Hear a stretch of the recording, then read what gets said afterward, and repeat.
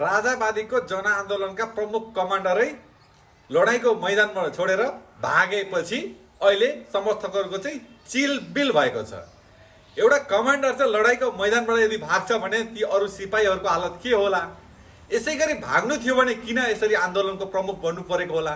र बारम्बार भनेका पनि थिए दुर्गा प्रसाईले, म कुनै हालमा भाग्दिनँ, भाग्दिनँ, भगवान कसम भाग्दिनँ भनेको थिए।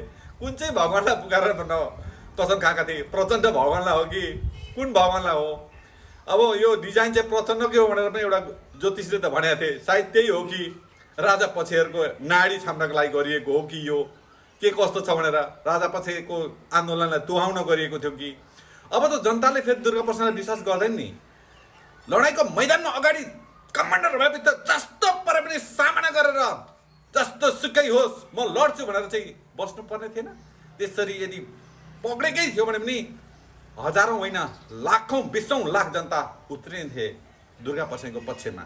यसरी भाग्नु नै थियो भने के को लागि कमान्डर बने? त कमान्डर भने त्यस्तो होइन, छाती ठुलो हुनुपर्छ, मुटु ठुलो भएको हुनुपर्छ। अनि यसरी भागेर ती अरू हेर्नुहोस् त, त्यहाँ आएका समर्थकहरू कहाँदेखि जम्मा गरिएका तिनीहरूको चिलबिल भयो भएन? हेर्ला हेर्नुहोस् त यहाँ। अब यो घुसपैठ थियो, यो के थियो, त्यत्रो दुर्घटना भयो, नहुने कुरा भयो। अब त गाडी जबरजस्ती लिएर त पहिला एकछिन त्यो के फिल्म गरे जस्तो मात्रै भयो, तर यो आन्दोलन तुएर गयो। र अब फेरि यही गणतन्त्रवादीहरूले चाहिँ अब लुटेर फेरि यो देशलाई फेरि कङ्गालै बनाउने भए। जति लुट्नु गणतन्त्र आएको छ नि नेपालमा, यही गणतन्त्रवादी नेताले लुटे। हुन त राजाले पनि लुटेका नलुटेका होइनन्, तर गणतन्त्रवादीले जति चाहिँ होइन क्या। अब हामी जनताको लागि गणतन्त्र आएको छैन, सबै नेता र उनीहरूको परिवारको लागि मात्रै आएको छ।